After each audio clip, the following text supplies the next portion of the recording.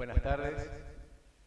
Les pedimos disculpas por la demora. Nos entretuvo una charla muy interesante con el señor decano. Un intercambio. ¿Se escucha? Les decía, les reitero las disculpas por la demora.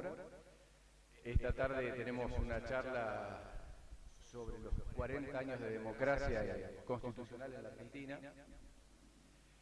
Y para eso hemos convocado a dos expositores que tienen una trayectoria en la materia. En primer término, lo voy a mencionar al doctor Alejo Ramos Padilla, abogado recibido en la UBA, con vinculación directa e inmediata en los juicios por la verdad y con además un agregado que nos tendremos en la charla, una vinculación afectiva con muchos de sus protagonistas. Interesante la participación como abogado en los juicios por la verdad. Vamos a tomar la referencia concreta. Participando en los juicios con juicios por la verdad, sobre la anulación de leyes de obediencia debida y punto final, los procesos seguidos contra Miguel Echecolás, Cristian von Berlich, Alberto Sanján, Jorge Rafael Videla, Santiago Rivero, Reinaldo Viñone, Luis Patti, una relación directa como abogado, además, con María Isabel de Mariani, y actualmente juez federal de la ciudad de La Plata con incumbencia electoral. Y en segundo término está Manuel Sebastián Ochandio, abogado, docente de esta casa, de la Facultad de Ciencias Jurídicas y Sociales de La Plata, docente de la Comisión de Derecho Político número 15, docente de la Maestría de Inteligencia Estratégica Nacional de nuestra facultad, autor del libro Laicismo y Clericalismo, fue presidente del Instituto Laico de Estudios Contemporáneos de Argentina entre el 2017 y 2021, participó como amicus curiae en el caso Castillo con provincia de Salta y Bernstein con provincia de Tucumán, en ambos casos solicitando la inconstitucionalidad de la enseñanza y la práctica religiosa obligatoria en las escuelas públicas. Tuvo una labor destacada en lo que es la redacción de la ley del aborto, y ellos van a ser quienes nos acompañan esta tarde. Manuel Ochoa.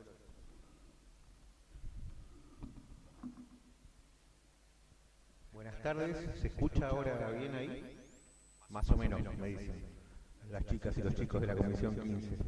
Bien, en primer término quería agradecer a la Dirección de Vinculación con el Graduado, a Lucía Molteni por convocarnos a esta actividad, a Santiago Marafucci también, y bueno, sé que representan un sector de graduados de esta facultad que es Compromiso Reformista, así que a todo el sector también por haber aprobado que los acompañemos con el doctor Ramos Padilla en esta jornada. Bien, creo que teníamos divididos los temas, ¿verdad?, para lo que era la actividad, conforme me habían dicho Lucía y Santiago. En ese marco vamos a abordar esto de los 40 años que se cumplen en 2023 de democracia constitucional en la Argentina. ¿Por qué me pareció importante resaltar la cuestión de la democracia constitucional? Porque siempre se habla del proceso de 1983 únicamente como la recuperación de la democracia en nuestro país. Y si nos ponemos a analizar en detalle, podemos observar que en realidad desde 1810 hasta 1853 tardamos como país, como Estado, en lograr los consensos básicos para sancionar la primera Constitución, donde la mayoría de las provincias estuvieran comprometidas con ese consenso político. 1860 para que el principal Estado, el Estado más poderoso del país, la provincia de Buenos Aires, se incorporara a ese proceso de constitucionalismo en el país, y recién hasta 1983, o quizás podemos decir hasta 1987, en que el constitucionalismo, además de la democracia, se consolida en la República Argentina.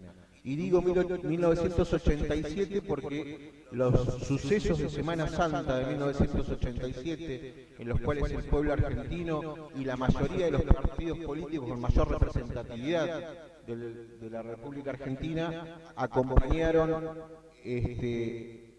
al presidente Raúl Alfonsín y a todas las autoridades del Estado Nacional para mantener, frente a ese nuevo intento de golpe de Estado, las instituciones políticas, el sistema político democrático y constitucional. Entonces me parece que ahí fue el quiebre a nivel histórico para consolidar de manera terminante el constitucionalismo en la República Argentina.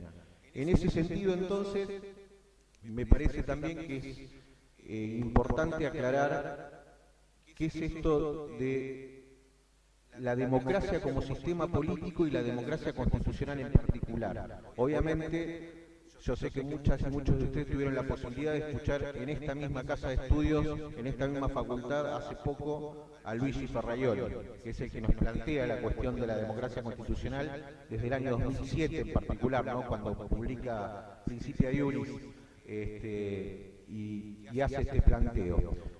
Nos plantea algo que ya venía diciendo Norberto Bobbio, ¿no? La diferencia entre la democracia formal y la democracia sustancial, la democracia sustantiva, entendiendo la democracia como un sistema político que determina la toma de decisiones públicas a través de las mayorías. Y entonces, cuando las decisiones públicas se toman a través de las mayorías, es probable, como demuestra la historia del siglo XX en particular, que se afecten los derechos de algunas minorías. Y era por eso necesario hacer un aporte cualitativo a las democracias. Y en ese marco entonces nos plantea Luigi Ferraioli una solución que ni Carlos Santiago Nino ni John Rawls pudieron terminar de delinear durante el siglo XX, cuando decían que las mayorías no podían decidir sobre todas las cuestiones en un sistema político, en una comunidad política, justamente porque estaban los derechos de las minorías de por medio y que muchas veces las mayorías podían avasallar los derechos de minorías en este proceso de toma de decisiones formal de las democracias. John Rawls lo planteaba a través de la razón pública, diciendo que había cuestiones que no entraban en los debates de la democracia y no terminó de delinear la cuestión. Carlos Santiago Nino nos decía que también había cuestiones fundamentales, y lo planteaba desde la ética y su relación con la política, que no podían entrar en el debate de las decisiones de las mayorías, porque también se iba a desnaturalizar la democracia, y no terminó de escribir la cuestión.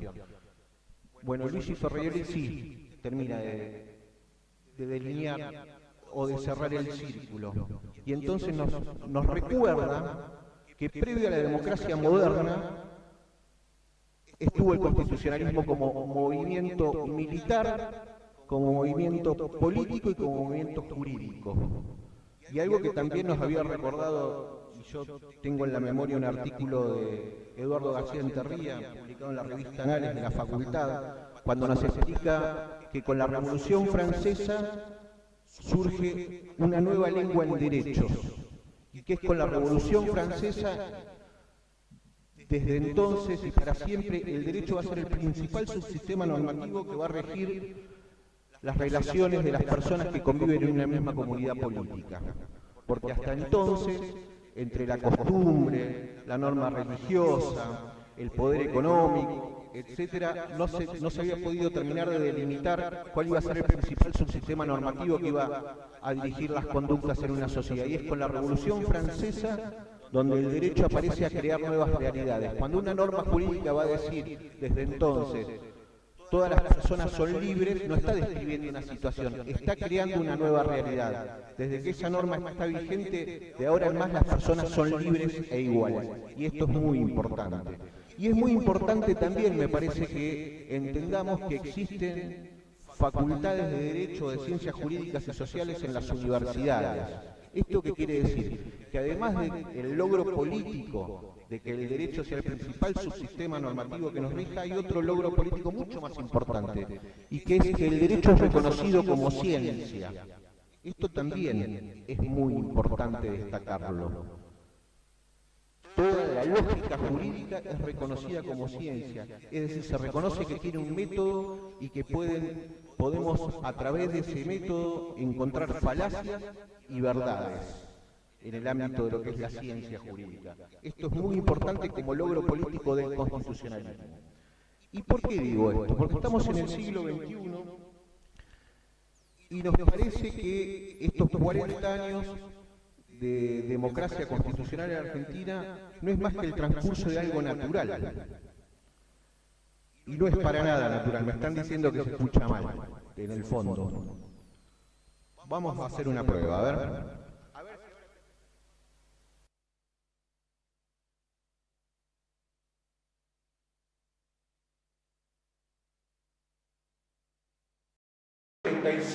Para consolidar el constitucionalismo en la República Argentina.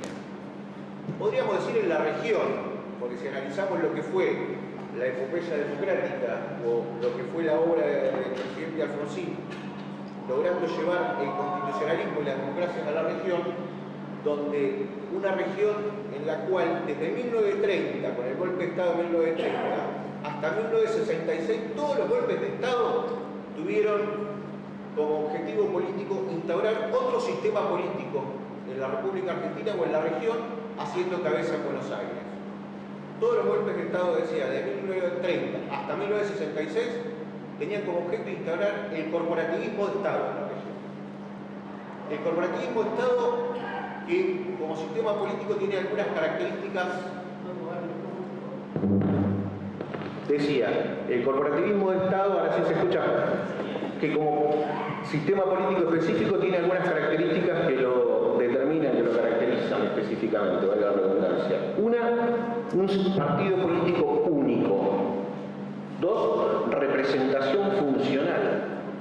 Ya la soberanía popular, el poder constituyente, la decisión política no va a estar en cabeza de cada una de las personas que integran el pueblo, que son titulares de la ciudadanía, sino que una de esas personas va a tomar decisiones políticas en representación de un estamento, de un conjunto. Y en la República Argentina, en la década del 30, se debatía si esa representación estamentaria o funcional tenía que ser a nivel familiar o a nivel económico. El cardenal Franceschi, por ejemplo, planteaba que votaran los padres de familia en representación del núcleo familiar. Por otro sector, se hablaba, bien siguiendo la doctrina italiana, del Estado por estamento económico, es decir, que el panadero del pueblo votara por todos los panaderos, por actividad económica, el tornero por todos los torneros y así.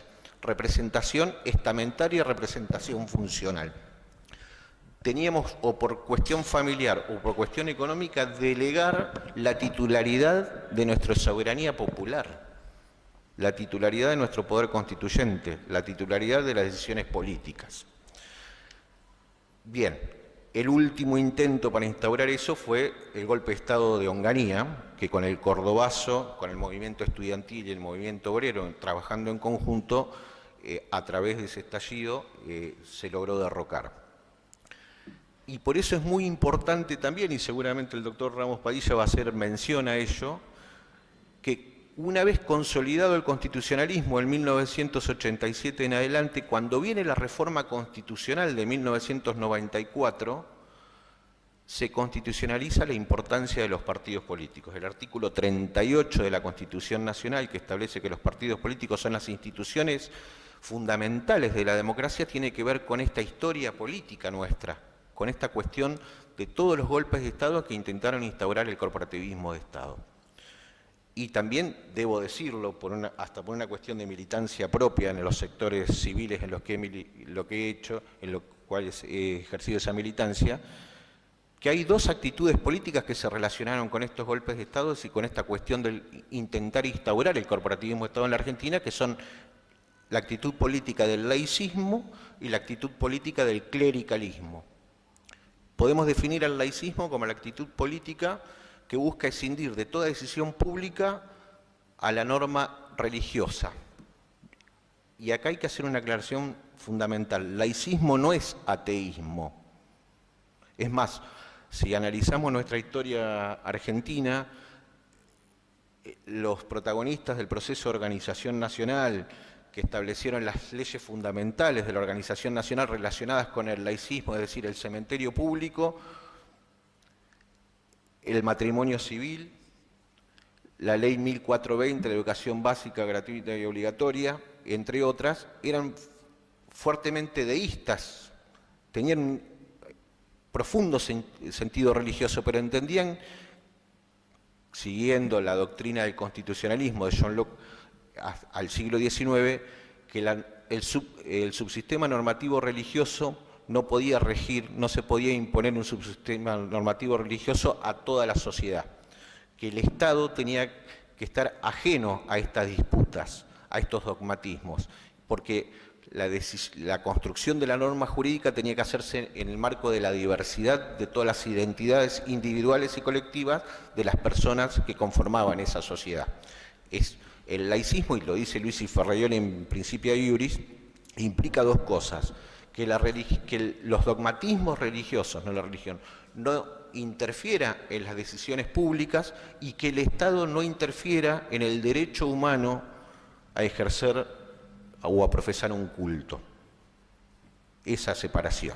Bien, ¿por qué digo que es muy importante la cuestión del laicismo y el clericalismo? El clericalismo, ¿qué es? Es la actitud política de un culto o un conjunto de cultos que busca imponer su subsistema normativo religioso a toda la comunidad, incluso a aquellas personas que no profesan ese culto particular.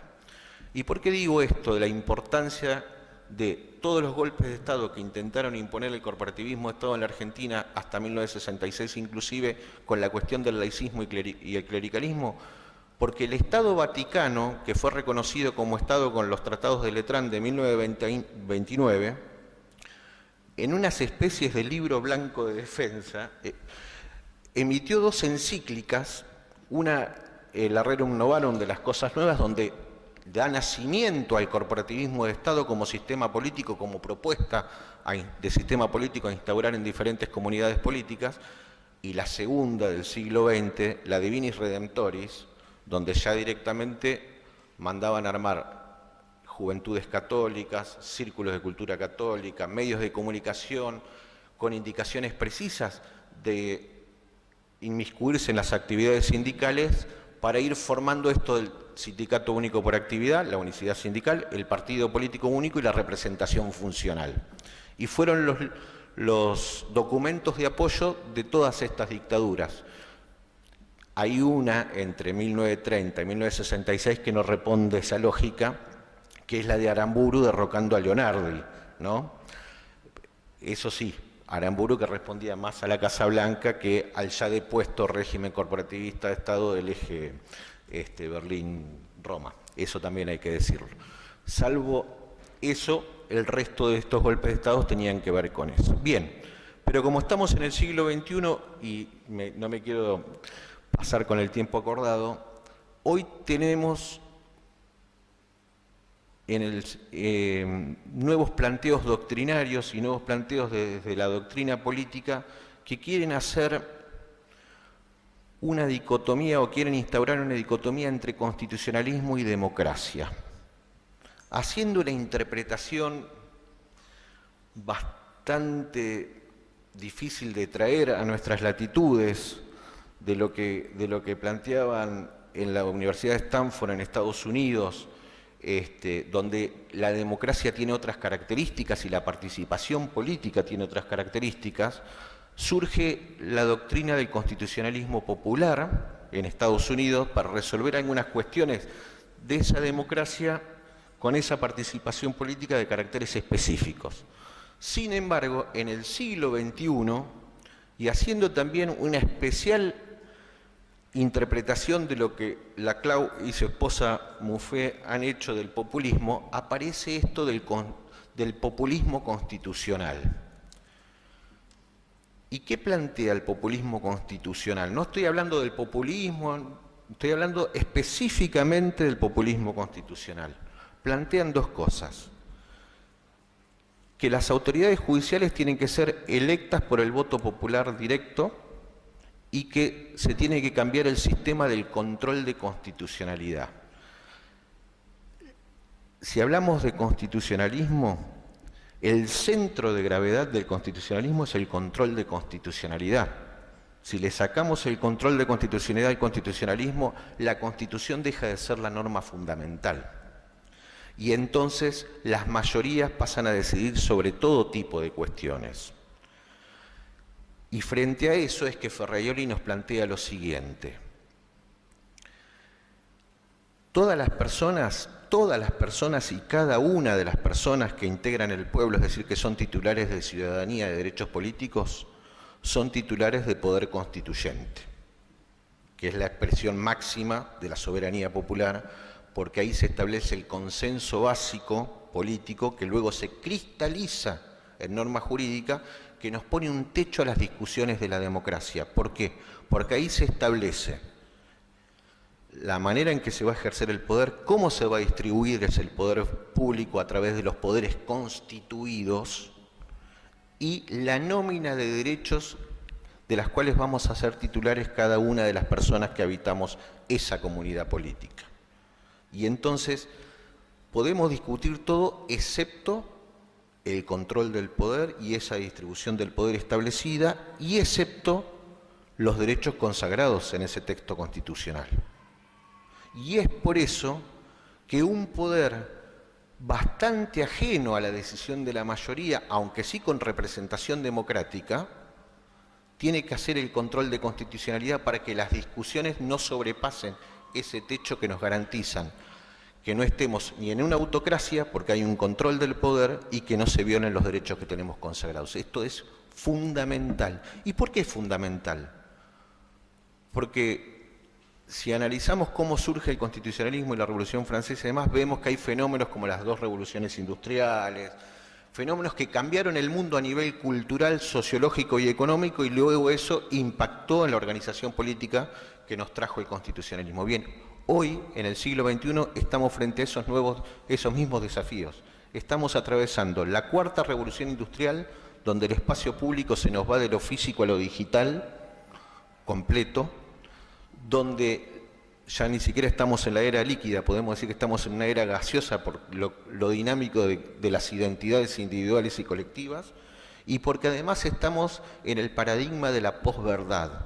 Yo les recomiendo a las chicas y los chicos, hay un libro de Habermas que está discutiendo con varios filósofos que se llama ¿Verdad o justificación?, que es del año pasado. Les recomiendo para que entendamos en qué fenómeno o en qué episteme estamos discutiendo todo lo que estamos discutiendo. Y por eso me parece muy importante ver en un año electoral qué decisiones van a tomar para entender en qué contexto internacional estamos y en qué episteme filosófico estamos conviviendo. Es todo por mí. Muchas gracias.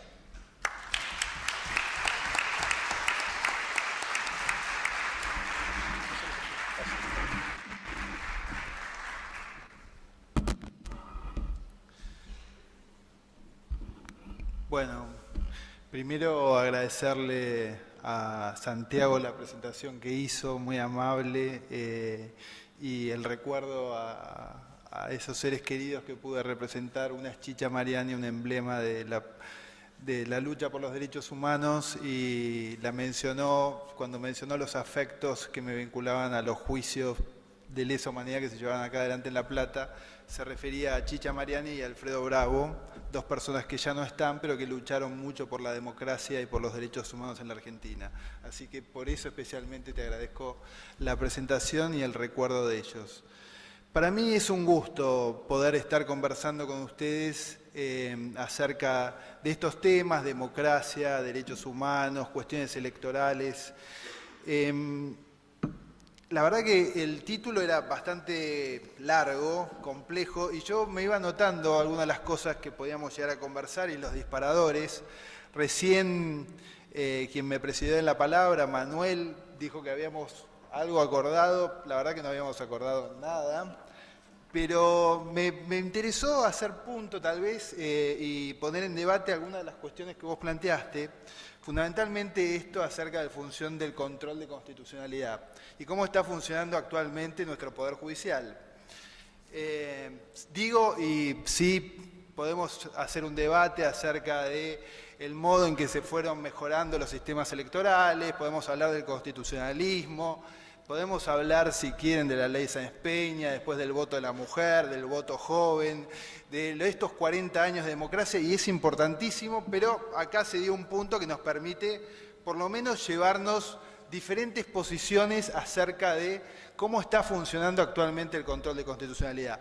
Antes quiero decir, porque si no parecería que yo soy muy crítico del Poder Judicial, que en los últimos 40 años de la democracia el Poder Judicial en la Argentina hizo un trabajo increíble, increíble. Desde 1983, primero con el trabajo de la CONADEP y después el juicio a las juntas y esa condena ejemplar que recorrió el mundo y el nuevo proceso de memoria, verdad y justicia que se abrió en el año 2003, en la Argentina casi no hay espacio para las posiciones negacionistas. Aquellos que vienen con discursos negacionistas se tienen que enfrentar a las 1000 sentencias que hay donde con prueba, con testimonios, con documentos, se probaron las torturas, la apropiación de niños, los centros clandestinos de detención, los vuelos de la muerte, los enterramientos NN y todas las atrocidades que ocurrieron del 76 al 83. Y fue producto fundamentalmente de la lucha de los argentinos. Y esto nos fortalece como democracia, tal vez porque fue tan terrible la dictadura que no solamente se llevó adelante, se llevó puesto todo el Código Penal, todos los derechos individuales, sino que también nos llevó a una crisis económica y nos embarcó en una guerra sin sentido que nos alejó más de las Islas Malvinas que de acercarnos a la soberanía, que hoy cuando rediscutimos la democracia sabemos el valor y la importancia que está todos los días contribuir al nunca más y que estos hechos no vuelvan a ocurrir. Así que en ese sentido el Poder Judicial, los organismos de derechos humanos y el pueblo argentino tienen un mérito extraordinario, sabiendo que estoy hablando con jóvenes en la gran mayoría que no han vivido esos tiempos, pero que, producto de la memoria, la militancia, el estudio, son en definitiva quienes hoy, con su discurso, sostienen la democracia a 40 años de recuperada. Dicho eso, sí, para ponerle algún marco a este gran título, sí, que tiene la jornada Democracia Constitucional Argentina, las transformaciones y evoluciones de los sistemas políticos y electorales, bueno, tal vez quiero levantar esta situación que planteaba recién Manuel, vinculada a las minorías, la necesidad del control de constitucionalidad. Y tal vez para eso tengo que explicar un poquito cómo se generó el constitucionalismo y cómo se generó el control de constitucionalidad, para después analizar si efectivamente nuestro Poder Judicial, los abogados, defienden generalmente la Constitución, los derechos de la Constitución, y si el Poder Judicial está en la defensa de la democracia y a lo largo de la historia del siglo XX estuvo al frente de la defensa de la democracia o estuvo convalidando los golpes de Estado. Nuestro sistema constitucional, ¿sí?, como explicaban recién muy bien, nace, ¿sí?, con la Revolución Francesa, también con la importación de la Constitución norteamericana, y en 1802 aparece este famoso fallo Madison versus Marbury que genera el control de constitucionalidad. Fundado en esto que recién explicaba muy bien, no vaya a ser cosa que el poder de las mayorías, ¿sí?, vaya, ¿sí?, por sobre los poderes, sobre las minorías. Entonces es necesario generar un poder contramayoritario que restrinja o limite los abusos de la mayoría. Dicho y hecho durante todo el siglo XX, especialmente en la Europa de la Primera y de la Segunda Guerra Mundial, pero todo lo que fue el nazismo, el fascismo y todos los totalitarismos, ¿sí?, esos gobiernos avanzaron sobre los derechos de las minorías. Y es cierto entonces que era necesario establecer un sistema que proteja a las minorías de lo que puedan llegar a decidir, ¿sí?, arbitraria e injustamente las mayorías. Pero ¿es el Poder Judicial, con su control de constitucionalidad, el garante de que eso no ocurra? ¿Es el Poder Judicial un poder contramayoritario que nos va a proteger o va a proteger a las minorías vulnerables de las mayorías cuando avasallan los derechos de las minorías? Y yo tengo mis dudas, tengo mis pequeñas dudas. No por el precedente Madison versus Marbury, ni porque desde la cuestión formal no pueda ser una herramienta para, en algunos casos, ponerle un límite al poder, ¿sí?, arbitrario de las mayorías. Tengo mis dudas porque al menos, y nos limitamos a la Argentina, al menos desde 1930 a la fecha, el Poder Judicial parece más proteger a las minorías privilegiadas, hegemónicas, oligárquicas, que a las minorías vulnerables. Y lo va demostrando permanentemente, lo demuestra claramente el 6 de septiembre de 1930, en vez de proteger los derechos políticos de la Constitución Nacional, convalidó el primer golpe de Estado. En 1955 hizo lo mismo, en 1966 hizo lo mismo, ya sea por acordadas o por algunas sentencias que fue dictando, y en 1976 lo mismo, y se generó una doctrina, que primero era la doctrina de la Revolución Triunfante, y después la doctrina de las leyes de facto, para justificar todos los ataques a la Constitución Nacional. Y digo esto como los ejemplos más notorios que me permiten poner en duda si efectivamente el control de constitucionalidad, si esta apelación permanente que nosotros hacemos al Poder Judicial como aquella herramienta al cual le vamos a ir a exigir justicia, ¿sí?, y vamos a pedir el amparo cuando los otros poderes se vean cooptados de manera de facto o demás, realmente está respondiendo a los derechos y garantías y al contenido de la Constitución, o responde, por ser el menos democrático de los poderes, a los intereses de pequeñas minorías. Y la historia de nuestro Poder Judicial nos dice que, por lo general, nuestro Poder Judicial ha estado alejado de los intereses de la mayoría y de las minorías vulnerables. Creo que estamos viviendo un momento muy particular dentro de estos 40 años de democracia.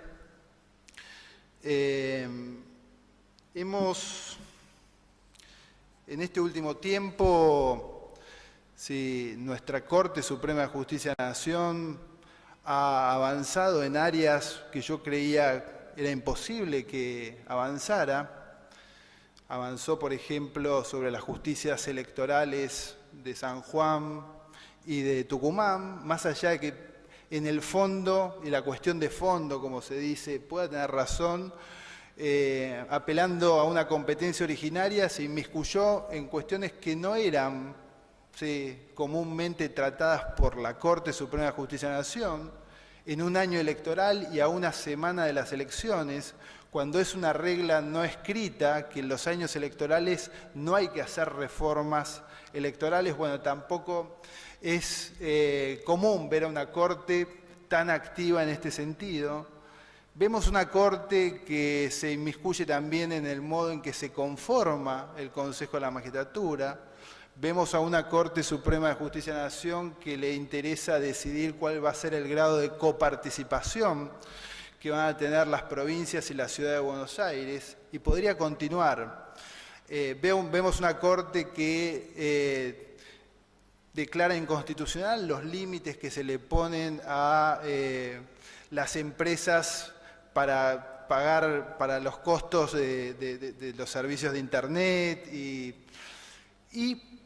vemos una Corte y vemos un sistema político también y un Congreso de la Nación que tampoco está funcionando, que está partido, donde no hay acuerdos, un poder ejecutivo que también está en una situación similar, y una corte que, en vez de apaciguar las cosas, está inmiscuyéndose de una manera pocas veces vista en estos últimos 40 años en cuestiones que antes no intervenían. Entonces, ¿cuál es la discusión que nos tenemos que dar a 40 años de la democracia? Y bueno, nos tenemos que dar una discusión profunda a ver si es necesario modificar el Poder Judicial. Porque cuando hablamos de democracia representativa, hablamos de democracia participativa y hablamos también de democracia de la liberación. Todo nuestro sistema constitucional y democrático en realidad nació de un modo para combatir determinado sistema político, en su momento, en 1789, era la monarquía, y después fue avanzando en el reconocimiento de derechos. Los sistemas electorales lo mismo, ¿sí? Cuando sale la ley Sáenz Peña, ¿sí? Mal llamada ley Sáenz Peña, porque creo que Sáenz Peña no se merece tener el título de semejante ley, sale porque hay un abstencionismo por parte del radicalismo que deciden no participar de las elecciones. El voto de la mujer en 1949 surge también porque hay un reclamo de las mujeres frente a un sistema que las opacaba y las excluía. Y ahora tenemos un poder judicial, ¿sí?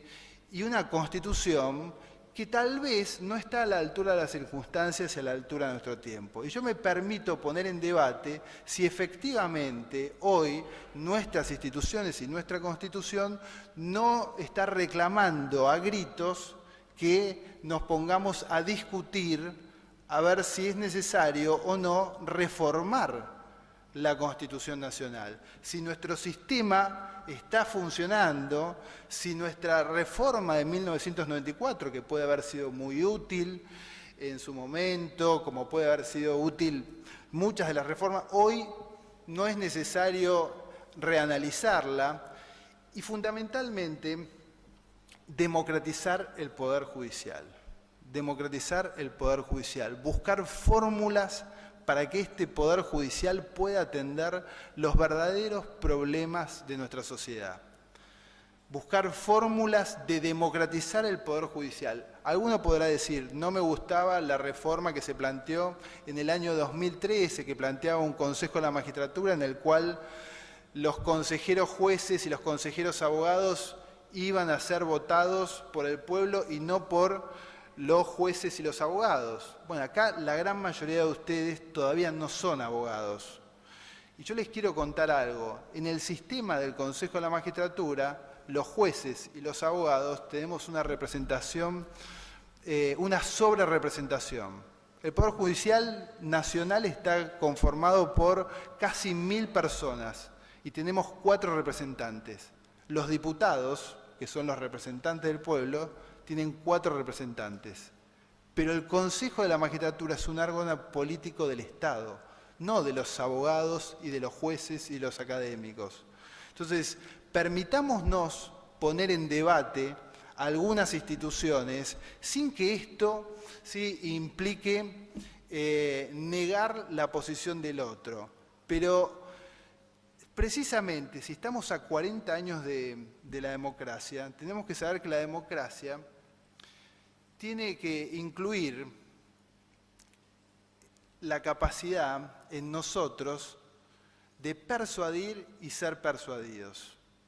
Entonces, si no tenemos esa posibilidad de discutir estos asuntos, si pretendemos solucionar las cosas echándole la culpa al otro partido político, al otro al que piensa distinto, y no ponemos en debate el real funcionamiento de las instituciones, no le vamos a hacer un favor a la democracia, le vamos a hacer un daño a la democracia. Y quienes tenemos que comenzar ese debate somos precisamente, o unos de los que tenemos que comenzar ese debate somos precisamente los que estamos vinculados con el derecho, ya sea como profesores, como alumnos, como estudiantes, como jueces, como abogados. Así que les dejo esta inquietud, les dejo estas dudas que tengo acerca del actual funcionamiento del del Poder Judicial, y les dejo también la posta como para que pongan en debate el actual funcionamiento del Poder Judicial, para que de una vez por todas sea un Poder Judicial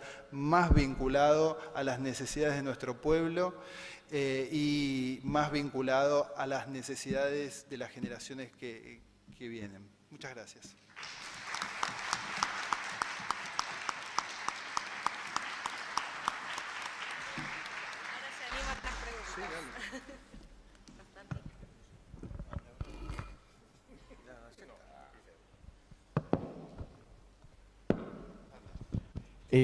Los invitamos a formular preguntas. Les vamos a acercar el micrófono.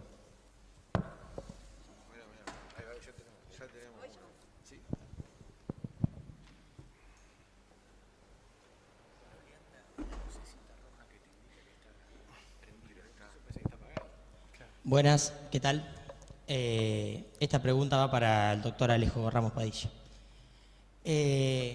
Usted hizo un análisis del Poder Judicial en las dictaduras o en los golpes de Estado, diciendo como los jueces de ese entonces, pero en lo que yo quiero hacer hincapié es en el contexto en el que vivieron esos jueces que largaron tantas acordadas pronunciándose a favor de los golpes de Estado en los cuales hoy usted o cualquiera de los que estamos acá que fuera juez por lo menos renunciaría a su cargo en caso de un golpe de Estado. Yo creo que también en ese contexto histórico y con tantas armas apuntando a la cabeza de esos jueces, no creo que hubiese sido fácil renunciar al cargo o pronunciarse en contra de esos golpes de Estado. Yo creo que hoy sí, porque desde 1983 tenemos la posibilidad de estar en paz en el pueblo argentino.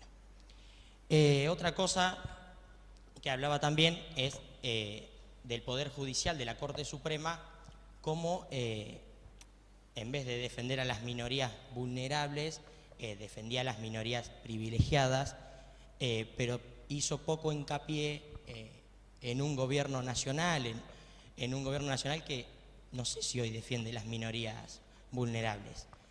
Con 40% de pobreza, por ahí el gobierno nacional, que es el encargado de las políticas públicas que se aplican en todo el territorio nacional, no lo estaría realizando bien, y por qué ahí interferiría la Corte Suprema. Sacando todo esto, algo que me interesaba saber es, en los gobiernos ya provinciales, ¿qué opina usted a nivel electoral de la ley de lemas que se aplica en varias provincias y que está vigente? La Corte obviamente se ha pronunciado que no va a interferir en lo que es la ley de lemas, pero cuando hablamos de democracia, cuando hablamos de voluntad del pueblo, de la voluntad del electorado, ¿se distorsiona la voluntad del electorado en una ley de lemas, cuando se aplica la ley de lemas? Gracias.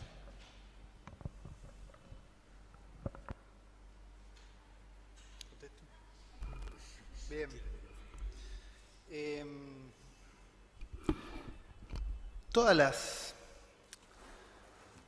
En primer lugar, todas las leyes electorales tienen consecuencias electorales. Incluso las decisiones de los jueces tienen consecuencias, los jueces electorales tienen consecuencias.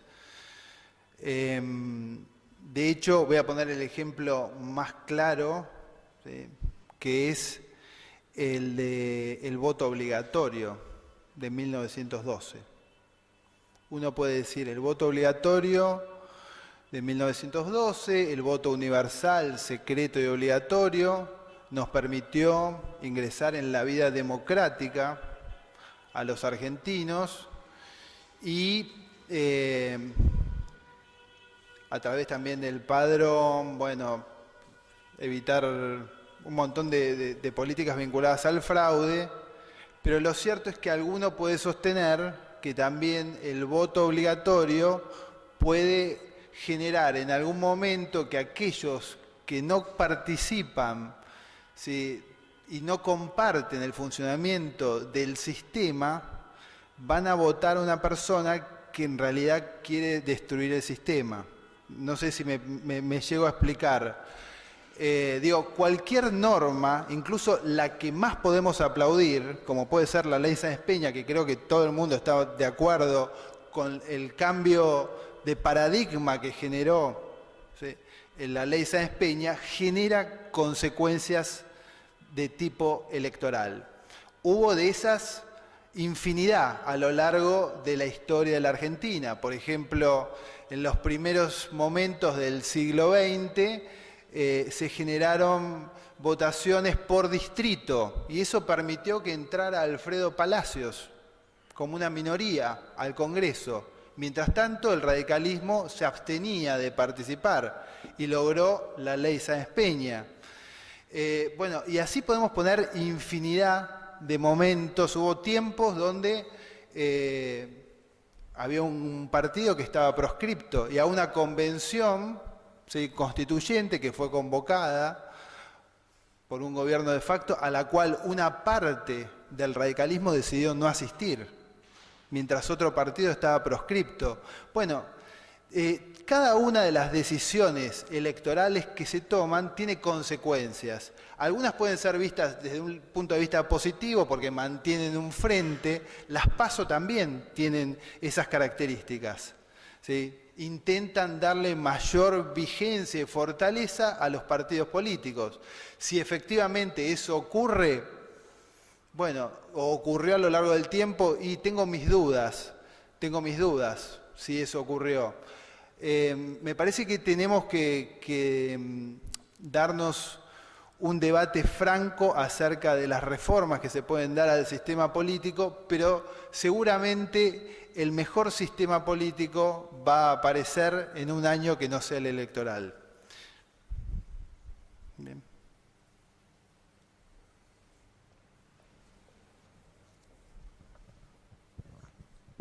Bueno, primero gracias, doctor, por estar en nuestra casa, así que bienvenido. Quería preguntar acerca, digamos, de lo que usted planteó en cuanto a que le llama la atención los nuevos fallos que está teniendo la Corte. Si esto no está ligado también a una forma de protección que hace la Corte por un pedido de juicio político que se le está haciendo desde el Gobierno Nacional. Si puede responder. Si fuera así, tendrían que dejar su cargo. Si realmente fuera así, tendrían que dejar su cargo porque ellos están ejerciendo su función para todos los habitantes de la República Argentina. Obviamente, cualquier persona que ejerce ese cargo está sujeto eventualmente al control de los otros poderes del Estado. No estoy haciendo un juicio de valor sobre un análisis político acerca de lo que se está debatiendo en el Congreso, pero lo cierto es que más allá de que se esté llevando adelante un proceso de juicio político en su contra, los fallos se tienen que ajustar a derecho y tienen que ser conforme lo manda la Constitución Nacional y enfocados en lo que es su competencia y con todo el cuidado que implica dictar un fallo desde la Corte Suprema de Justicia de la Nación.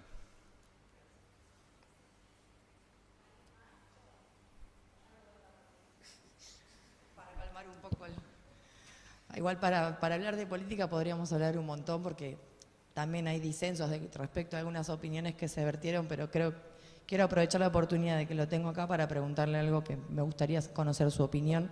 La de Manuel ya la conozco. Sobre todo con algo tan gráfico que tuvimos respecto a lo que quiero preguntar, como vimos este fin de semana, el contraste de un cuarto oscuro en la provincia de Mendoza y un contraste tremendo, abismal, cuando veíamos un cuarto oscuro en cualquiera de las otras provincias donde se ha votado, por ejemplo, Tucumán.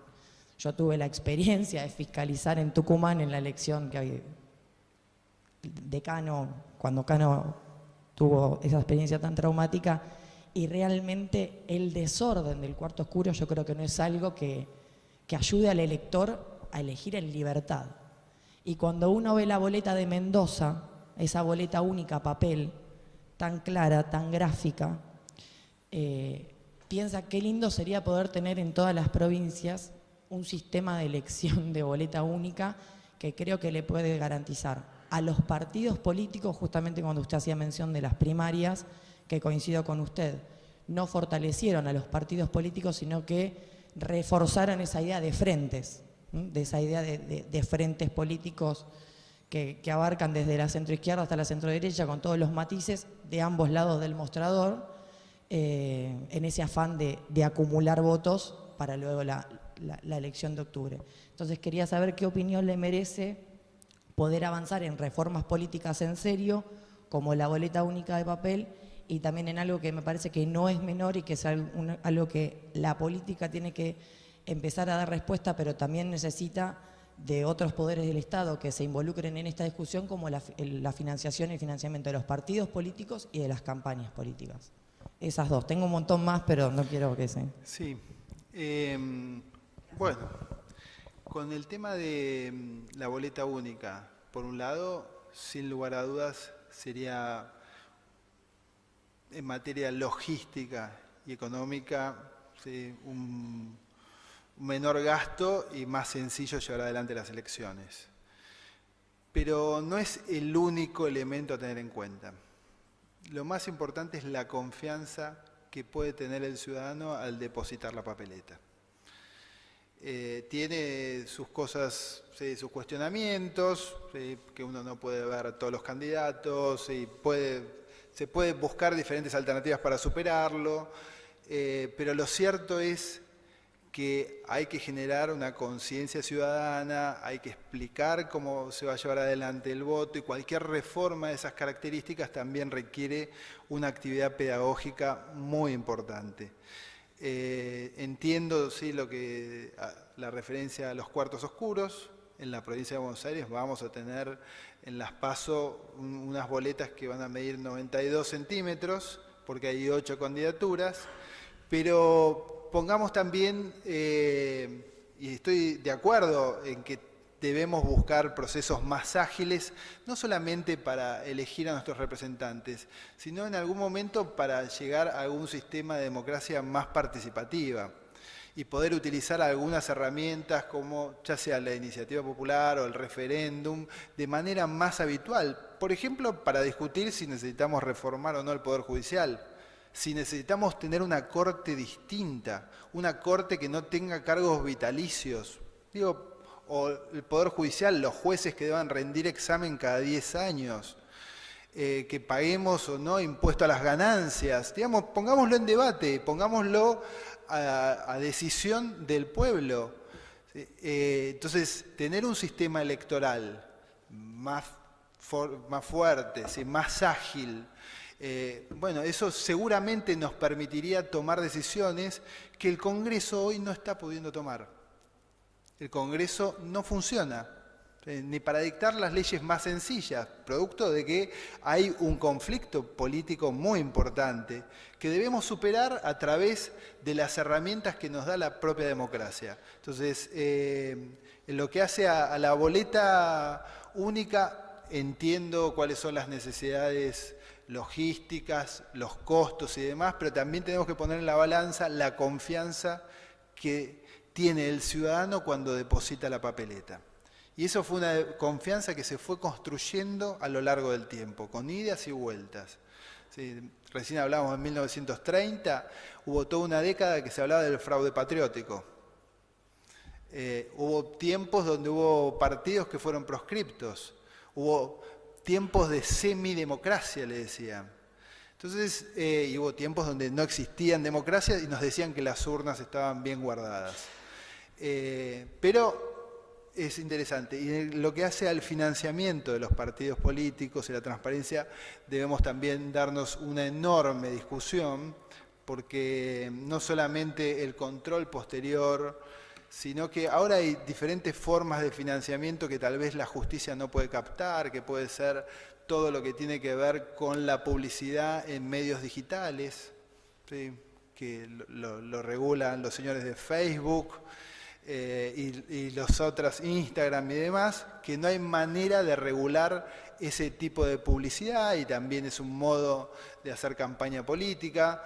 y es un modo de financiamiento. Bueno, un montón de discusiones nos tenemos que dar en ese sentido y realmente debemos actualizarnos en ese sentido. Pero, insisto, son debates que se pueden plantear durante los años electorales, pero que deben resolverse en los años no electorales.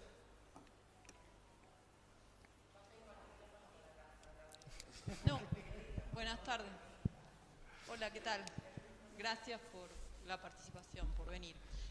No, agregaría por ahí a la mirada esta de pedir boleta única el tema del federalismo, ya que estamos hablando de tanta historia política argentina, la regla en el derecho electoral, la regla electoral básica vinculada con el federalismo, que me parece que el no comprenderla o el tergiversarla impacta sobre los fallos que tenemos ahora de la Corte vinculados con autonomía provincial y a qué están llamadas las provincias y a qué está llamado el Estado Nacional en materia electoral, que están en las bases de nuestro constitucionalismo.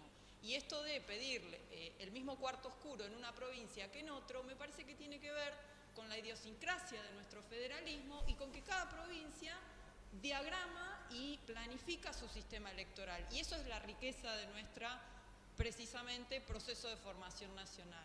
Y después, digamos, y esto entonces tiñe de esta, precisamente, en época electoral venir a hablar de fraude y de que los cuartos oscuros están las observaciones electorales nacionales, internacionales, que hablan de sistemas electorales en Latinoamérica seguros y confiables, de que la papeleta finalmente es el sistema más confiable que los sistemas electrónicos. Bueno, una serie de discusiones, pero me parece que es rico de esta conversación llevarnos esta regla del federalismo electoral, ¿no? Y ese respeto y volver a las bases de qué se entiende sobre eso, digamos, y sobre eso construir, bueno, las nuevas posiciones, ¿no? Si habrá que revisar, que como así también cuando estaban hablando de control de constitucionalidad en materia electoral, me parece también muy importante ir a las bases, que es la división de poderes, y cuando hablamos de división de poderes, hablamos que para el liberalismo y para quienes pergeñaron las constituciones, el poder legislativo era precisamente fundado en la soberanía del pueblo, era el poder más importante, no el poder judicial. Entonces, bueno, por ahí, nada, un comentario para sumar al debate.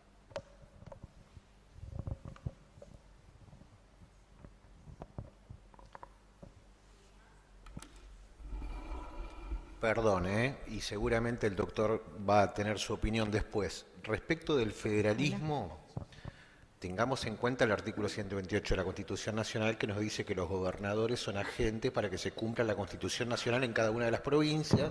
Tengamos en cuenta lo que nos marca el artículo 5, que tenemos que garantizar un sistema republicano en las provincias. Entonces, si en esa provincia, es más, tengamos en cuenta, y ahí sí le voy a dar la razón en algo al doctor, desde mi punto de vista, el lamentable voto del doctor Rosati en el caso Castillo, donde, perdón, ahí está, cuando nos habla de la interpretación provincial de los instrumentos de protección internacional de derechos humanos, trayendo de manera errónea, desde mi punto de vista, el margen de apreciación nacional que tiene el sistema europeo de protección de derechos humanos.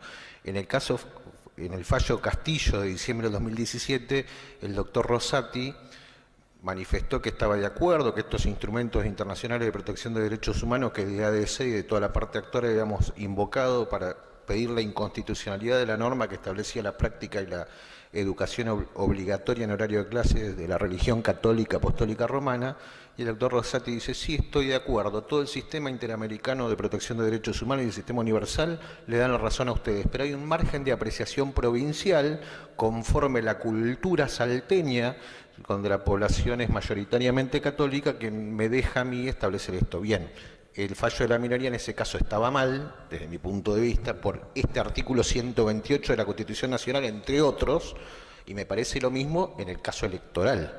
Si en la práctica electoral vamos a violar lo establecido en la Constitución Nacional, estamos en el mismo problema, y ahí el federalismo choca con el artículo 6, entre otros, 75, etcétera, etcétera. Es mi humilde opinión. Sí, yo... Hablando del artículo 5, recién mencionaba el artículo 5 y el artículo 6 de la Constitución Nacional. Vamos a hablar de números. El artículo 5 es aquel que nos impone respetar el principio republicano. Y sobre esa base, la Corte ingresa en el análisis de las constituciones o de los sistemas electorales de provincia y dicta los fallos que dicta a una semana de las elecciones.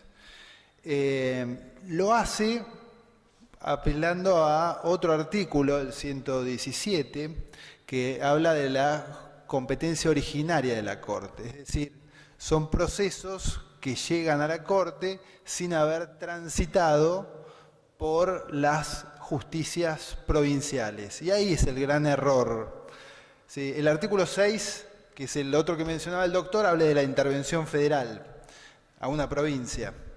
Entonces, lo que ocurrió a partir de estos artículos y la interpretación que hace la Corte es una intervención federal a las justicias electorales de San Juan y de Tucumán, porque no les gustaba la interpretación que habían hecho en otro expediente acerca de la oficialización de las candidaturas. Y puedo estar de acuerdo o no en que esos candidatos pueden ser reelegidos o no y violan el principio republicano, pero no llegaron a la Corte por vía de apelación o por vía de un recurso extraordinario. Llegaron a la Corte por vía de una medida cautelar por competencia originaria. Esto quiere decir que tenían un expediente distinto al que se discutía en la provincia, donde todos los partidos impugnaban al otro candidato, le decían: usted puede ser candidato, usted no puede ser candidato a gobernador porque ya tuvo tantas reelecciones, pero sin intervenir por vía de recurso extraordinario, con una medida cautelar autónoma, decide suspender las elecciones en la provincia, lo que es lisa y llanamente una intervención judicial de una provincia o del Poder Judicial de esa provincia. Y quiero recordar que el Poder Judicial no tiene la facultad para intervenir en las provincias. Eso lo tiene que hacer el Congreso de la Nación. Ese es el gran problema que se está generando con la Corte Suprema de Justicia de la Nación. Se está arrogando facultades propias, exclusivas y excluyentes de otros poderes del Estado. Avanza sobre el federalismo, podemos tener la interpretación, ¿sí? Incluso podemos compartir la interpretación, pero yo puedo compartir la interpretación que hace el agente de tránsito de la esquina cuando remueve un auto que está mal estacionado, o digo, qué bien, pero no puedo ir y removerlo, por más de que sea el juez electoral o el juez de la Corte Suprema. El que tiene esa función es el agente de tránsito. Bueno, los que tenían la función de decidir si esas personas, el campo de disputa era en el expediente electoral del Tribunal Electoral Provincial. Se violó el federalismo, se llevó adelante una intervención y eso es una práctica que se está poniendo de moda en la Corte Suprema. Se está poniendo de moda con el Consejo de la Magistratura porque no le gustan las decisiones que toma el Senado de la Nación acerca del modo en que se van a conformar los bloques. Se está poniendo de moda también cuando tienen que discutir temas de coparticipación, y este sí es un grave riesgo a la democracia. Porque si hablamos del constitucionalismo, si hablamos de lo que pensaba Rousseau, si hablamos de lo que pensaba Montesquieu y la división de poderes, bueno, realmente hay un poder que está prevaleciendo por el resto de los poderes. Y por eso es importante que el resto de los poderes también ponga en caja a quien excede su competencia y excede el federalismo y excede las competencias propias, exclusivas y excluyentes del Poder Ejecutivo Nacional y del Congreso de la Nación.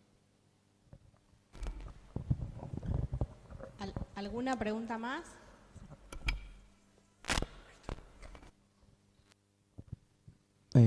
No sé si una pregunta, porque no sé tampoco... Pero me parece interesante en esto de que se estaba hablando de que creo que es necesaria una reforma constitucional y es necesario empezar a pensarlo. Es algo que en la Facultad de Derecho no se habla mucho, que debería hablarse más, me parece. Y pienso en esto que decía el doctor Ramos Padilla, de qué difícil que es hacer algunas reflexiones o pensar o discusiones sobre el sistema electoral o sobre el sistema político o sobre la organización institucional de la Argentina en años electorales, ¿no? Es bastante complicado. Y si nos ponemos a pensar, cada año y medio ya tenemos un año electoral. Entonces me parece que si es una propuesta seria que se empieza a hacer en la Facultad de Derecho, lo cual celebro, porque me parece que es necesario que reformemos la Constitución, primero porque la del 94 claramente demostró que no funcionó como buscaba funcionar, porque una Constitución que a los 30 años ya se empieza a discutir si funciona o no es porque no está funcionando, porque una Constitución se supone que debería poder durar 50, 60, 70 años y poder legislar la realidad política de una manera suficiente. Me parece que no lo está logrando. Entonces creo que también habría que empezar a pensar, por un lado,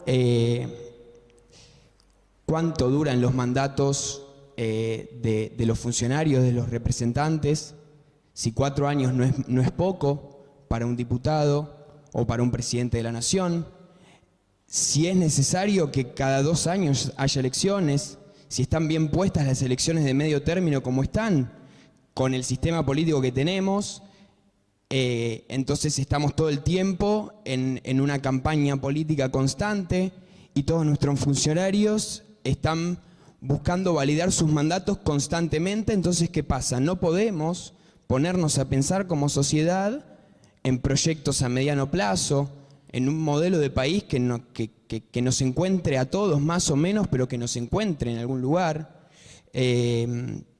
Porque, a ver, acá podemos no coincidir entre los que estamos acá y está perfecto, pero me parece que sí hay que empezar a pensar realmente en un modelo de Argentina de acá a 20, 30 años, porque si no va a ser muy difícil transitar este siglo XXI que, como decía el doctor, es bastante complicado y se plantean un montón de nuevas discusiones que son bastante ajenas al modelo que tenemos hoy en día, o que el modelo que tenemos hoy en día no logra, me parece, abarcarlas. Entonces, nada, me interesaría conocer la opinión de ambos sobre esto. Por ejemplo, extender los mandatos. Yo creo que un mandato presidencial de 6 años está muy bien.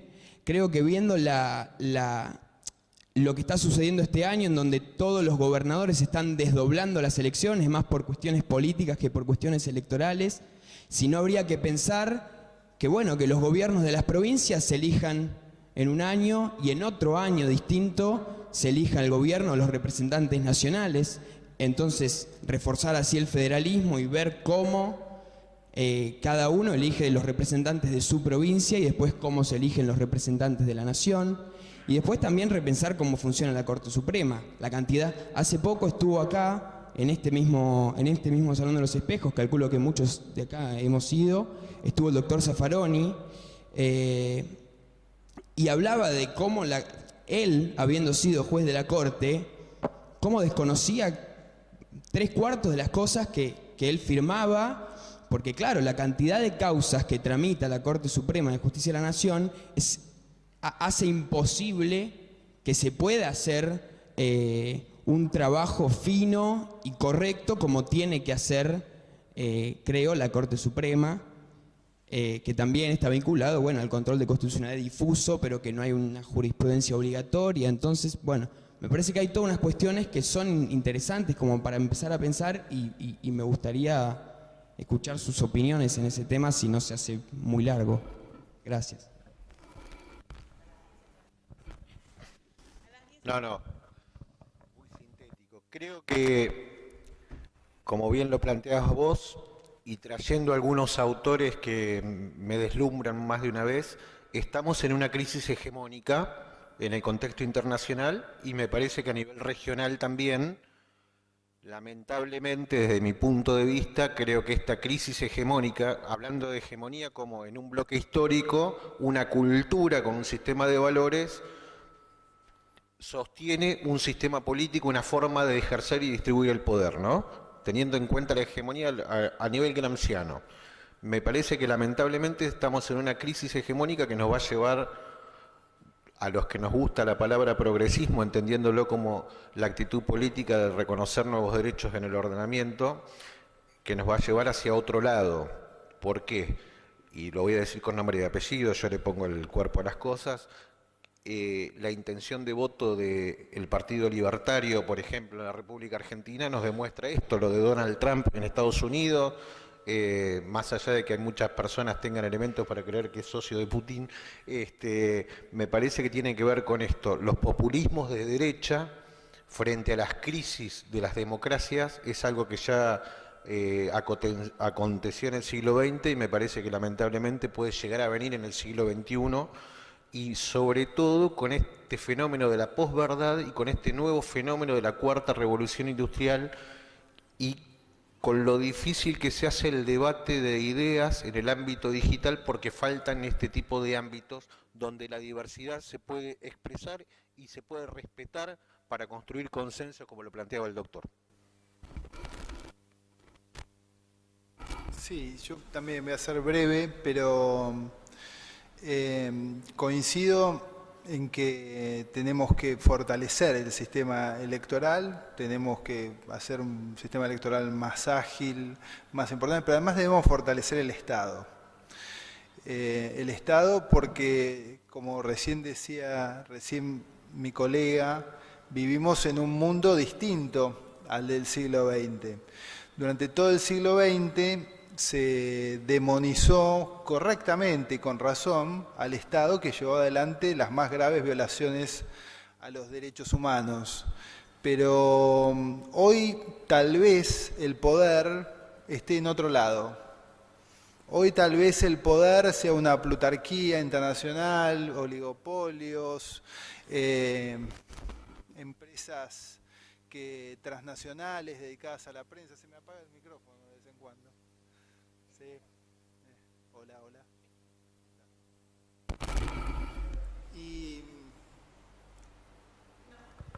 Hola, hola.